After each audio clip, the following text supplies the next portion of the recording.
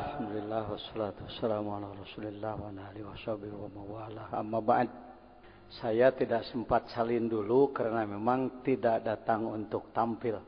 Karena saya sudah lihat ada anak saya, ada Al-Mukarram yang lain, karena itu datang di belakang ngumpet udah.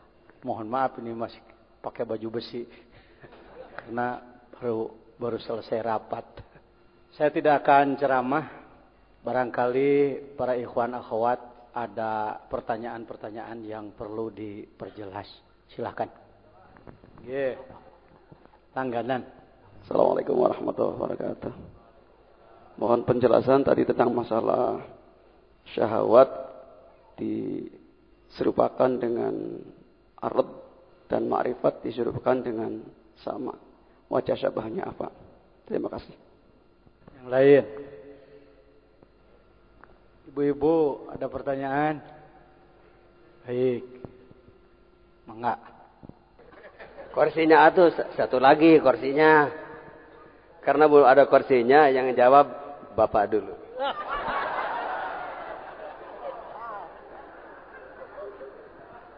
Kita mengenal istilah nafsu, syahwat, hawa.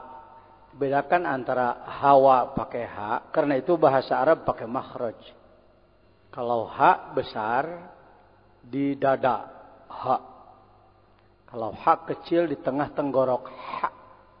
Hawa, hawa. Abina Adama wa ummina Hawa. Wal hawa hamani. Nafsu, hawa, syahwat. Sebelum saya membantu menjelaskan, menambah penjelasan. Apakah ibu bapak punya nafsu? Bagus apa jelek? Silakan, jawaban bebas. Yang nyebut bagus angkat tangan. Yang nyebut jelek acungkan tangan. Yang enggak punya pendapat acungkan tangan. Saya mah bagus enggak, jelek enggak Pak. Mayoritas umat Islam di dunia termasuk di Indonesia memandang bahwa nafsu itu jelek. Karena menganggap, mengidentikan nafsu itu dengan marah. Kalau ada orang yang keinjak kakinya, lalu dia marah. Kehet ya. Tinjak cokor aing batal. Kata yang seorang lagi, nafsu sih mah. Tong nafsu tuh. Ini dramanya begitu, dramanya. Supaya jelas. Ini penyebab nafsu dianggap jelek. Karena nafsu didefinisikannya dengan marah. Marah itu bahasa Arabnya godob. Marah. Nah, syukuri kalau orang sudah berpandangan bahwa nafsu itu marah. Syukuri. Loh, kok disyukuri Pak Jajan sudah punya pendapat? Daripada tidak punya pendapat sama sekali. Ini Pak Jajan jadi begini setelah belajar dzikir. Belajar menghargai orang. Jangankan yang baik, yang jelek pun masih dihargai. Karena yang jelek itu calon baik. Jangan dikira yang baik itu tidak pernah jelek. Jadi yang baik mantan jelek. Bagaimana memperbaiki yang jelek itu tugas dakwah. Bukan mencerca yang jelek, menjempol-jempolkan yang baik, itu bukan dakwah. Itu hakim, itu dewan juri. Kalau dewan juri yang baik, baik. Jelek, jelek. Itu dewan juri. Kalau da'i, bagaimana yang jelek menjadi baik. Karena itu kalau saya ditanya, siapakah da'i paling unggul? Da'i yang akmal, pengesabah. Karena beliau selalu memperbaiki yang jelek. Menyembuhkan yang sakit. Di antara pasiennya Pak Jajan. Yang ketua umum majelis ulama saja masih ngaku pasien. Apalagi yang bukan. Saya kira begitu. Ya. Apa Pak Andi? Ya, gitu ya. Apalagi yang bukan. Oh, jadi nafsu itu marah. Baik. Kok disebut baik? Sementara. Sudah punya pendapat. Lalu hawa. Hawa adalah tarikan nafsu. Karena itu sering disebutkan hawan nafsi. Tarikannya. Hawanya. Syahwat juga tarikannya. Bagaimana pandangan kita terhadap hawa dan syahwat? Tergantung juga pengetahuannya. Kalau dia memaknai syahwat adalah birahi, tarikan-tarikan nafsu, maka syahwat jadi jelek. Maka hawa jadi jelek.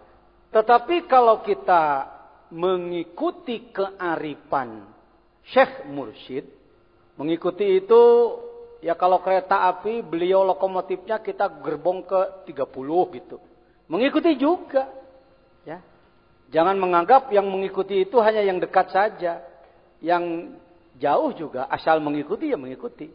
Kalau kita mengikuti cara pandangnya Syekh Mursyid, maka akan selalu positive thinking.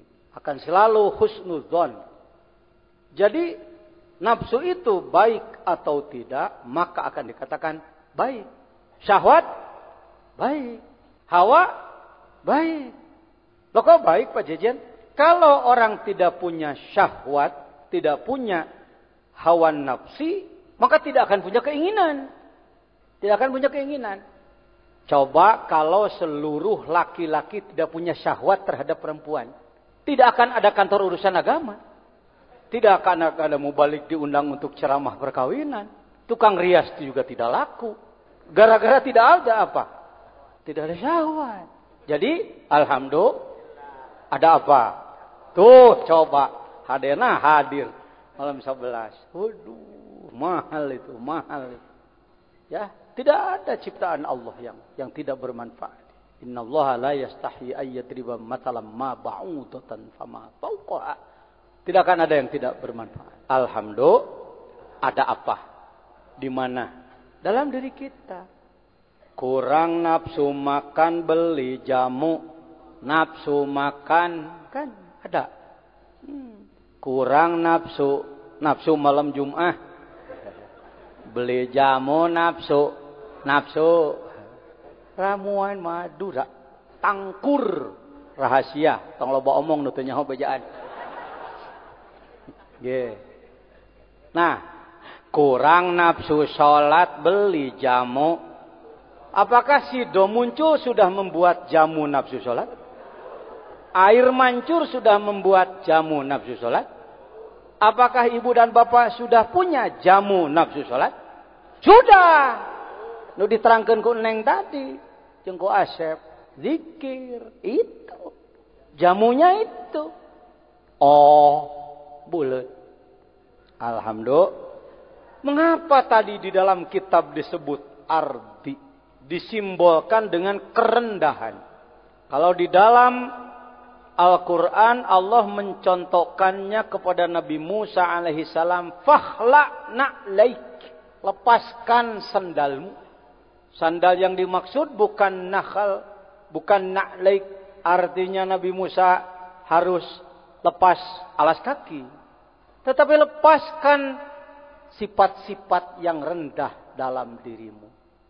Syahwat ini, nafsu ini, hawa ini pemberian dari Allah. Bekal dari Allah. Kalau tidak ada nafsu, tidak ada hawa, tidak ada syahwat, tadi saya katakan tidak punya keinginan.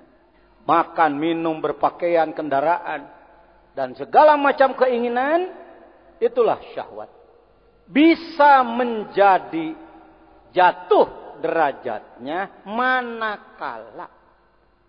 manakala si syahwat, si nafsu menarik orang ini kepada akhlak yang tidak sesuai dengan aturan Allah.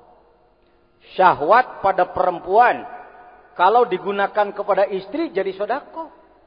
Ayati ahaduna syahwatahu afihi ajrun? Naam. Ya Rasulullah, kalau saya melampiaskan syahwat saya kepada istri, apa saya punya pahala? Kamu dapat pahala. Ya nikmat dunia, ya pahala akhirat. Sahih hadisnya. Arba'in An-Nawawiyah. Tapi kalau Anda mulai muncul teman kita ini, syaitan ini. Kata setan, musuh boleh lah. Musuhnya kan musuh basa-basi aja. Sebenarnya kan sahabat soulmate. Iya. Kata setan, gini, seenak-enak ikan gabus, kalau gabus terus gak enak. Coba sekali-kali ikan peda. Lain dah. Pikir-pikir, iya ya. Kalau aku perempuan, lalu barangku diberikan pada orang lain, kok nggak copot, nggak pecah. Sebenarnya kan vitamin ya. Ini bahasa setannya nih. Jangan dulu membenci. Ya, bener juga ya. Lagian orang nggak ada yang tahu kan ya. Dan di Indonesia kan musim di mana-mana. Nah. Syahwat, nafsu bergabung dengan syaitan. Akhlak karimah, akhlak sayyi'ah. Akhlak baik, akhlak buruk. Nah, yang buruk-buruk ini tinggi apa rendah? Kalau diibaratkan tinggi rendah, langit apa bumi? Si nafsu, si syahwat, si hawa menjadi sederajat dengan bumi rendahnya karena dijadikan alat kepada akhlak yang buruk. Ya, makan. Boleh apa Anda makan? Makan untuk menyegarkan badan. Kalau badannya masih, kesegarannya tergantung pada makanan. Yang disebut alam asbab. Silakan rasakan. Ada orang yang makannya 40 hari sekali. Nggak usah bingung. Wah, itu gimana mungkin? Nanti gizinya repot amat. Yang menghidupkan itu Allah. Tahu tongeret? Nah, neng bahasa Indonesia tongeret teh. Apa? Kalau ini ayahnya, saya bapaknya gitu. Bapak kurang apa? Nah, tongeret. Tolet. Nah, tongeret itu namanya. Dengar-dengar tongeret makanannya apa? Makanannya angin. Pada tahu. Enggak makan buah-buahan, enggak. Hidup. Ada yang makan seminggu sekali orang itu. Ketika memang Allah berikan kemampuan, kesegaran tubuhnya bukan karena makanan. Ada yang 3 hari sekali, ada yang sehari 3 kali. Ini kita kan sangat kental bermadhab ke barat, itu tadi diterangkan oleh Chef Dadang. Bermadhab ke barat. Mengikuti. Jadi makan yang sehat itu harus 3 kali karena kalori. Ya perhitungannya pakai perhitungan gituan. Akhirnya tidur pun harus 8 jam. Sedangkan mulai tidurnya jam 10. Kalau jam 10 malam, 10, 11, 11, 12, 12, 1, 1, 2, 2, 3, 3, 4, 4, 5, 5, 6. Maka bangun jam 6. Kenapa bangun jam 6 atau jam 7? Untuk sehat. Kenapa? Berdasarkan penelitian. Nah ini. Jadi nafsu syahwat hawa kalau dia tidak dikendalikan, maka dia membawa diri kita kepada akhlakus sayyi'ah, pembantahan terhadap Allah, maka menjadi kal ardi, bagaikan bumi. Tetapi kalau si nafsu dikendalikan dengan nurullah, dengan cahaya Allah, untuk menghasilkan nurullah, maka kita belajar zikir. Ternyata dengan zikir yang ada belum juga menghasilkan nurullah, maka kita mencari guru. Itu yang saya katakan. Kalau hari ini di dunia, nggak bicara dunia dulu lah, Indonesia saja, jumlah umat Islam kurang lebih 200 juta, dewasa 100 juta, yang sudah belajar thariqat kira-kira 10 juta, maka yang belum adalah 90 juta. Itu kenapa kami selalu mendorong anak-anak siapapun untuk menjadi dai thariqah. Bukan untuk kebesaran thariqah, bukan untuk membesar-besarkan Suryalaya, bukan. Kalau musim penyakit, yang sakit harus obati. Untung kalau yang sakit memandang bahwa obat adalah obat. Maka dia akan mencari itu, kalau diberi akan dimakan. Karena dia sadar bahwa dia sakit dan ini obat. Kira-kira ketangkep nggak omongan saya? Ya mohon ditangkap lah. Dah hese yang ngomong gitu, hese.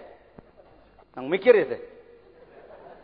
Ayah ceramah hafalan, ada ceramah himbauan, ada ceramah filsafat, ada ceramah kepemimpinan. Yang di dalamnya selalu ada daya ungkit. Daya ungkit. Ada unsur tanggung jawab. Ada arah, ada target. Macam-macam. Bobot ceramah macam-macam. Baik, saya ulang. Sampai di mana tadi? Kalau musim wabah penyakit, maka yang diperlukan adalah obat. Kalau masyarakat yang sakit mengenal obat dan memandang bahwa obat adalah, maka dia akan mencari, kalau diberi obat akan memakan obat. Coba diulang, Bapak. Terjadi, terus, tuh ente mah teka tangkapnya ngomong saya. Kalau terjadi wabah penyakit, maka sangat diperlukan untuk kelancaran pengobatan, maka si sakit harus ya bolehlah harus berobat. Saya tuh ngomong itu tadi, ente tuh ngomong gitu. Prosesnya ini kurang luwes Anda berpikir. Ya boleh mencari obat, boleh mencari obat dan nggak ketangkep. Dan harus punya keyakinan bahwa itu adalah obat yang bisa mengobati. Baru akan terjadi proses pengobatan. Kalau sudah terjadi proses pengobatan, maka bisa diharapkan kesembuhan. Itu maka saya katakan kepada para mahasiswa, para sarjana di IAILM atau dimanapun sekarang, sudah banyak perguruan-perguruan tinggi lain yang ikut pola IAILM, pesantren sarjana. STAI Sukabumi, 700 calon sarjananya bulan kemarin di pesantren kilatkan dulu di pesantren Az-Zainiyah, pesantren kami. Kenapa? Karena ingin pembekalan tasawuf. Baik. Jadi harus punya keyakinan bahwa itu adalah obat yang bisa, bila mana si orang yang sakit sudah berpandangan bahwa, maka proses pengobatan akan semakin lancar. Tapi bila terjadi wabah penyakit dan orang yang sakit memandang bahwa obat adalah racun, maka tidak akan mengkonsumsi obat itu, bahkan menakuti obat itu. Akibatnya proses penyembuhan menjadi lambat. Itu yang saya sebut.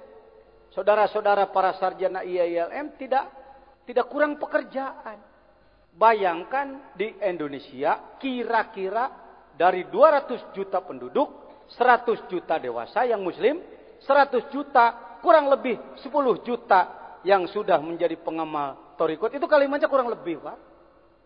Thariqat, maka masih 90 juta lagi yang belum berthariqat. Ketika kita tanyakan, bapak-bapak sudah berthariqat apa belum? Amit-amit, na'udzubillah min dzalik. Kenapa Bapak Ibu memandang begitu? Itu kan bahaya, itu aliran sesat itu.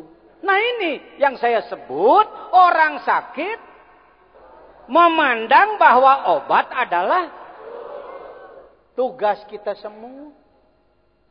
Pak Jajian kok saklek betul ngomong begitu? Wong kita semua ini mantan. Saya termasuk mantan, ini juga mantan nih. Mantan orang yang sakit dan memandang bahwa obat adalah racun. Kalaupun diberitahu bahwa ini obat, iya. Tapi menggunakannya nggak mau pakai cara. Yang seharusnya itu jamu-jamu diseduh diminum, ini malah dipurulukeun kana mata. Yang seharusnya obat gosok malah dikucurin ke telinga. Yang seharusnya salep obat luar malah ditelan. Kira-kira hasilnya penyembuhan apa makin berpenyakit? Bayangkan kalau tidak ada suryalaya. Pak Jajan bukan hanya suryalaya, perguruan tarekat di mana-mana. Iya, saya tahu. Karena saya Rois Jamiah Ahli Thariqah Al-Mutabarrah An-Nahdiyah yang mengurusi semua thariqat-thariqat khususnya di Jawa Barat dan di negara kita. Dengan hormat. Saya sendiri sudah belajar kurang lebih 7 thariqah kepada 7 guru-guru saya. Kenapa kok Pak Jajan kelihatannya kentalnya di suryalaya? Saya tidak putus dengan yang lain, tidak putus. Tidak, dadah, bye-bye. Situ mantan guru, ini guru saya yang sekarang. Tidak begitu. Itu urusan kalbu itu. Urusan roh itu. Saya masih tetap menganggap Kiai Anu guru saya, Kiai Anu guru saya. Tetapi yang saya serahi ruh saya, itu adalah orang yang saya nilai bahwa dia mampu ngurus ruh saya. Ada guru yang cuma ngasih la ilaha illallah kepada saya. Kalimahnya sama la ilaha illallah. Tetapi bobotnya jadi wiridan baca-bacaan. Kalau saya mengucapkan targetnya cari pahala. La ilaha illallah, la ilaha illallah, la ilaha illallah, la ilaha illallah, la ilaha illallah, la ilaha illallah, la ilaha illallah, la ilaha illallah, la ilaha illallah, la ilaha illallah, la ilaha. Berapa Pak Jajan? 1.000, 10.000 umpama. Cari apa Pak Jajan? Cari pahala. Fama ya'mal mithqala dzarratin khairan yarah. Orang yang mengamalkan pasti dapat pahala. Jadi pahala itu hebat ya Pak Jajan. Hebat. Nanti kalau mati surga. La ilaha illallah, la ilaha. Enggak ada yang lebih dari itu Pak Jajan? Enggak ada. Nah, jadi nangtuk saya. Ini ngomong bukan cuma didengar oleh yang ada di sini. Direkam, diinayah, disebarkan melalui radio. Bahkan melalui internet. Ke seluruh dunia. Kegiatan di suryalaya didakwakan ke seluruh dunia. Maka hati-hati bicara. Tadi anak-anak kita, kader-kader kita itu berbobot. Dalil-dalil yang lengkap, penyampaian yang fasihat. Itu layak dikonsumsi dunia. Nak. Udah. Baik hadirin. Jempling aja. Oh, dikira pengajian di sini. Ini pengajian internasional, Pak. Jangan sebut pengajian di Loweng. Dekat Citanui, Bonjengjeng. Jadi yang selalu disebut internasional harus di ibu kota. Nggak harus. Baik. Paham? Apa? Obat. Karena saya belajar di beberapa guru lain yang dicarinya pahala. Dan bicara pahala itu Qur'ani, syar'i. Didukung oleh dalil Quran, dibolehkan oleh Rasul. Wong Rasul selalu bicara dari dulu, saudara-saudaraku, kalau kamu jihad fisabilillah, maka kamu akan masuk surga. Bidadari menunggumu. Hadirin, kata sahabat, Allahu Akbar. Modal aing jadi. Neangan nugelis di Mekah rarese, mending wedadari. Pamajikan waya bau kelek. Pamajikan ayan. Hebat Rasulullah itu memotivasi ya. Itu kalau ibadah targetnya pahala. Kalau dapat pahala dari Allah itu hebat. Qur'ani. Dan ini yang mendominasi pemikiran mayoritas umat Islam dunia. Bukan hanya masyarakat, bahkan ulama sarjana. Sawab. Pahala. Jadi Pak Jajan nggak boleh pengen pahala. Di tahap pengen pahala, harus pengen pahala dulu. Sebab dialah pembangkit untuk amal. Kenapa kamu beramal? Supaya dapat pahala. Jadi kalau nggak ada pahala, nggak amal. Oh, di kelas itu, ayo ngomong pahala terus. Tapi setelah Anda bertemu dengan mursyid kamil mukammil, pembimbing ruh yang sempurna, tidak akan banyak bicara pahala. Kenapa kamu ibadah? Karena syukur. Ya Rasulullah, kenapa engkau sholat sampai bengkak? Afala uhibbu an akuna abdan syakuro. Dosamu sudah diampuni. Rizki tinggal minta. Buat apa sholat sampai bengkak begitu? Pengen syukur. Tah bager bisa hayangnya holeuwih na Suryalaya teh di dinya. Nu madak nu kieu nyepot teh di Suryalaya. Sebab sabeh dituan pahala. Bahkan di dalam kitab Anwarul Qudsiyah yang saya dihadiahi oleh pengersabah melalui tangan beliau. Bagi saya, fotokopi Anwarul Qudsiyah dari beliau adalah sejarah.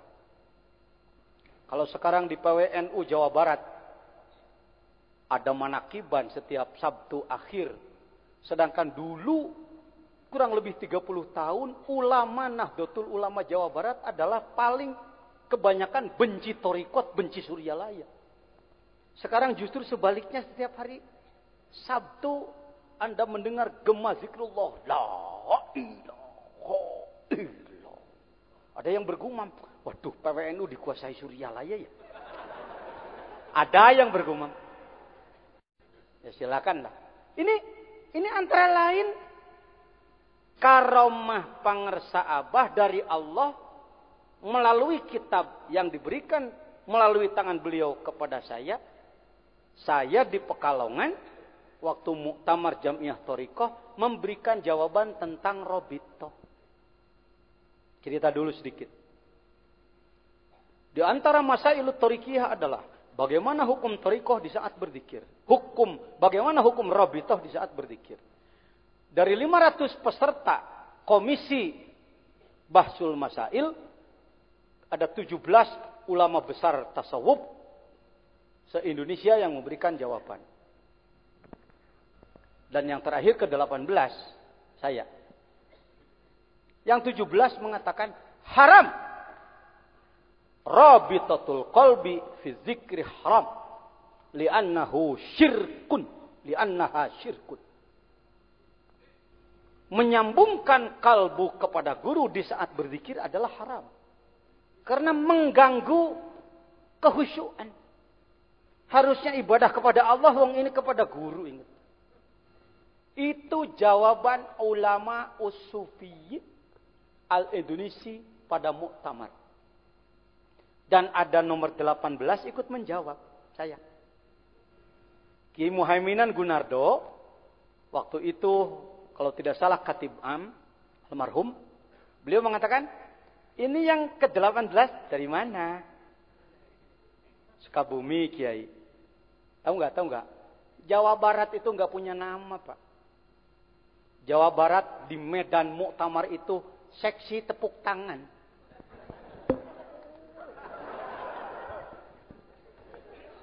Kau yang disebutnya seksi emprak sih. Bengong kayak. Orang ramai Bahsul Masail ini cari batik. Nggak bisa nolak. Karena wong saya saksi. Bagaimana? Suka bumi apa suka NU? Suka dua-duanya, Kiai. Saking guyone Ki Muhaiminan ning wong cilik niki kepada orang baru kayak begini, ini kok ada orang begini. Jawa Barat kok ikut-ikutan mau jawab, gak ada kamusnya. Kira-kira begitu. Ya belajar, Kiai. Ayo silakan. Karena anak bawang ya dianggap anak TK mau belajar ngomong. Mohon maaf al-mukarramin para ulama sufi besar Indonesia. Saya orang bodoh dan saya orang baru. Hemat saya, Robitoh di saat berzikir itu harus. Ini berani amat anak. Yang 17 orang-orang besar yang sudah diberi soal 2 bulan sebelumnya. Sudah mutola'ah puluhan kitab. Menyatakan. Kiai ikut gak waktu itu? Ikut ya? Nih ikut ya? Ikut nih Kiai Saleh. Banyak saksi saya. Ini malah anak baru nongol berani berseberangan. Tetapi di NU tidak dipangkas kalau berpendapat. Diberi peluang dulu untuk berargumentasi. Punya marojek, punya referensi atau enggak. Apa ada dasar, Kiai? Insya Allah ada. Yang saya bawa izin Allah karena saya peserta dadakan kitab Nuti Pangersa. fotokopian. Saya ambil waktu mau berangkat. Barangkali ini manfaat. Ini karomah itu bukan harus melihat guru terbang. Bunuh orang dengan kedipat. Mati. Wah! Selalu Indonesia senangnya kantong ajaib. Sendal ajaib. Cincin ajaib. Yang ajaib nggak disebut ajaib. Sudah punya yang ajaib belum? Itu matamu ajaib. 40 tahun dipakai nggak pernah ganti oli. Ajaib. Itu kepunyaanmu ajaib. Kok kalau dekat-dekat yang bau-bau begitu bisa bangkit. Wa fi anfusikum afala tubsirun. Gigimu ajaib. Kenapa tadinya nggak ada sekarang jadi sudah ada? Kalau sudah begini kok nggak terus panjang di sini? Panjang ke sini. Alismu ajaib. Ini rambut kok ini manjangnya segini, ini kok nggak panjang begini? Remnya di mana? Ajaib. Ini kantong ajaib. Makanya semua balik pada la ilaha. Ya. Wah. Nah. Sampai di mana tadi?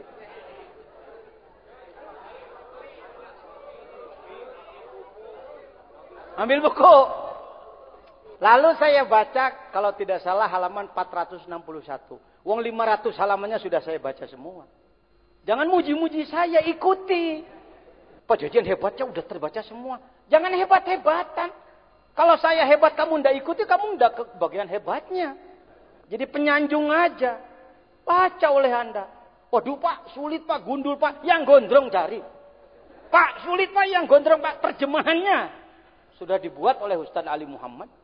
Ayo nak, ayo baca. Nah lalu saya baca kira-kira 10 baris. Wa'lam anna robi total qalbi fi dzikri syai'un aham dan lain sebagainya. Akadul adab disebutnya. Di NO ada azimah. Azimah itu bukan jimat yang selalu dipakai di sini. Azimah itu sesuatu yang berada di posisi penting. Apa? Kemampuan membaca. Kalau sudah dengar orang punya pendapat, lalu punya argumentasi, dan dia baca alasannya, berapa baris atau berapa halaman, tanpa cacat bacaan, i'rabnya tidak cacat, sorobnya tidak cacat, tarkibnya tidak cacat, sigotnya tidak cacat, orang sudah ngukur. Untuk jadi orang seperti ini, kira-kira nyantrennya harus 20 tahun. Orang udah ngukur. Ya. Kalau yang gondrong dibaca nggak cacat, memang biasa itu. Tapi yang gundul, panjang, sulit dibaca nggak cacat, ketahuan ini keahliannya. Saya mencoba membacakan sekemampuan yang ada, maka dinilai oleh 500 yang hadir, bacaan tanpa cacat, alasan kuat. Akhirnya sang moderator, Al-Mukarram Kiai Haji Muhaiminan Gunardo, beliau mengatakan, Kiai, kitab apa itu? Hei, kalau tinju di atas ring, menang jadi juara, kalah dapat bagian. Ada uang darah lah, kalau enggak uang keringet. Coba kamu tinju di belakang toko, walau kamu menang enggak jadi juara. Ya, jangan senang amatiran kalau hidup. Profesional, di atas ring, kalah jelas, menang jelas. Kalau di ring muktamar yang 5 tahun sekali, seorang pengurus idarah mulia pusat meminjam kitab kepada utusan daerah, itu poin itu. Itu poin itu. Kiai, kitab apa itu? Anwarul Ghuziah. Apa boleh saya pinjam? Boleh. Ini karomah guru. Saya kata. Karomah guru. Mukjizat itu bukan selalu harus punya tungket dipukulkan jadi jalan. Bukan hanya itu, tapi Allah memberi jalan. Lautan masalah, ketika datang tongkatnya dari Allah, maka jadilah jalan. Dibaca oleh beliau. Iya. Kita lanjutkan soal kedua, ketiga, keempat. Akhirnya ketika soal kedua, ketiga, keempat, kita juga selalu memberikan jawaban yang dianggap mendasar. Maka izin Allah, lidah beliau melalui karomat guru pangersa abah naon nyebut nang pangersa dikotrekeun lah Ya, sok petrekeun naon bahasa Indonesia na. Ya, ditakdirkan di Lauhil Mahfuz sana agar beliau membicarakan sesuatu yang mungkin sebenarnya dari hati beliau tidak ada begitu. Ini yang namanya disebut nonton karomat. Beliau mengatakan, para musyawirin yang terhormat, rasanya untuk adil kalau kita balik saja. Tadi yang menjawab dari nomor 1, 2, 3 sampai 18. Bagaimana kalau kita balik saja? Yang memberikan jawaban pertama nomor 18. Yang lain mengikuti. Tapi untuk mempersingkat waktu kira-kira jawabannya sama ya idem saja. Ini di forum. Ya, di forum besar. Jangan ngumpet-ngumpet. Kita harus sering melakukan seminar-seminar. Sukabumi pada harlah peringatan hari lahir penegakan syariat Islam yang ke-8 kemarin saya adakan seminar tasawuf. Karena di Sukabumi banyak kelompok Wahabi, saya undang Profesor Ahmad Tafsir yang terkenal sebagai orang Muhammadiyah. Orang Sukabumi bengong ada Muhammadiyah jadi wakil talqin tarekat. Orang taunya kalau Muhammadiyah harus memusuhi tarekat. Ini datang profesor yang Muhammadiyah tarekat. Jadi Nahdi Muhammad Torsi. Ya Nahdiyin Muhammadiyah tor tarekat. Ibu Sri Mulyati dan Dr. Haji Tahir dan saya. Nah, dibuka silahkan. Cecar kami dengan pertanyaan. Jangan mengembangkan tarekat ngumpet-ngumpet takut ditanya. Ya, belajar. Untuk menguji kebenaran itu harus open, terbuka. Nah, setelah itu, setelah menjawab, akhirnya sampai zuhur kira-kira selesai 7 masalah. Setelah zuhur saya istirahat saja. Izin Allah, maka Jawa Barat dianggap naik ke papan atas. Dampaknya adalah Jawa Barat harus cepat konferensi tingkat provinsi. Dan izin Allah, daerah lain tidak sanggup menjadi pribumi konferensi karena harus menanggung jawab segala biaya. Tiud, istilah pengersa. Kenapa Pak Jejen berani? Karena terdidik oleh pengersa guru. Kalau mau jadi murid pengersa Abah, harus menjadi kiai ahli korban. Bukan kiai yang mengorbankan. Salah satu pendidikan korban adalah menyediakan biaya untuk manakiban. Rata-rata 1.000 orang setiap malam 10. Jadi kira-kira mohon maaf, per bulan ya 5 juta menyediakan. Karena sudah terbiasa puluhan tahun setiap bulan mengeluarkan biaya untuk kepentingan agama, maka ketika ditawari untuk menjadi pribumi konferensi, saya katakan, berapa biayanya Kiai? 165 juta Pak Kiai, insya Allah. Nah, dilaksanakanlah, bahkan tidurnya pun di hotel. Kata mereka, belum pernah terjadi konferensi. Nah, Nahdlatul Ulama kok tidur di hotel? Saya katakan, itulah Khawarikul Adat. Jadi Khawarikul Adat itu sekali lagi jangan cuma nginjek air, jalan di atas air. Ibaratnya orang kelelep ini enggak, kan itu ngapa kancang. Biasanya orang korban 1 juta aja gemeteran. Komo kiai resepna kitu we ti batur. Kita dididik oleh mursyid untuk kita yang mengeluarkan. Itu Khawarik itu. Luar biasa, biasanya narik ini ngeluarin. Ayo jangan ngejar-ngejar karomat yang neko-neko macam-macam. Karomah itu keluar biasaan. Biasanya jam 2 tidur ini bangun. Biasanya ngopi ini sholat. Biasanya ngerokok ini zikir. Itu Khawarij itu. Ya. Utlubil istiqamah wala tatlubil karomah. Kejarlah istiqomah ibadah. Jangan kau kejar keluar biasaan. Wong luar biasa sudah ada pada diri. Baik. Nah, singkat cerita. Maka izin Allah, bagi saya tidak akan terhapus dalam sejarah hidup saya. Dari pengarsa Abah melalui tangan beliau kepada saya. Dan ternyata di dalamnya ada sesuatu untuk digunakan dalam sebuah event yang hasilnya sekarang 26 daerah tingkat 2 se-Jawa Barat. Kurang lebih rata-rata ulamanya 5.000 kali 25 adalah 125.000 ulama yang tadinya benci terhadap tarekat, tidak senang terhadap Suryalaya, berubah atas izin Allah. Alhamdulillah. Maka oleh beliau di masjid-masjid agung, di masjid-masjid besar, di masjid-masjid tingkat nasional, tingkat provinsi dihidupkan amalan-amalan zikrullah thariqah, ini gayung bersambut. Alhamdulillah. Jadi singkat cerita jawabannya kepada Al-Mukarram, bersyukurlah kita diberi nafsu. Kalau tidak ada nafsu, tidak punya keinginan. Tugas kita bagaimana kita harus mampu mengendalikan nafsu. Mengendalikan nafsu itu bukan pekerjaan remeh-temeh. Lebih sulit daripada nyari ilmu. Lebih sulit daripada memimpin masyarakat satu kabupaten. Ngurus nafsu sendiri lebih sulit daripada memimpin manusia puluhan ribu. Ngurus nafsu itu ibarat ngurus singa yang buas. Baru dibawa dari dalam hutan. Senangnya apa? Menerkam dan menerkam dan menerkam. Kita harus merubah dia dari singa buas menjadi singa jinak. Singa buas menjadi singa jinak harus dilatih apa enggak? Yang melatihnya pawangnya apa? Amatiran.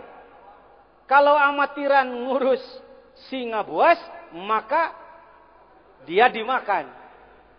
Mengapa kita semua datang ke Suryalaya? Karena Pangersa Abah adalah orang yang sudah berhasil menaklukkan nafsunya. Maka beliau oleh Allah diberi izin untuk membimbing nafsu orang lain.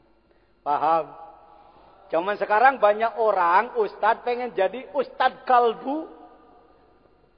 Pengen jadi ustadz ngurus hati, saya senyum. Apa lu udah? Kalau cuma menerangkan, anak TK juga bisa. Kalau cuma menjelaskan, anak TK juga bisa. Kasih TK aja dia. Kalau cuma menjelaskan, tapi membimbing. Jangankan membimbing orang lain, membimbing diri sendiri saja sulit. Ya, masih panjang jawab.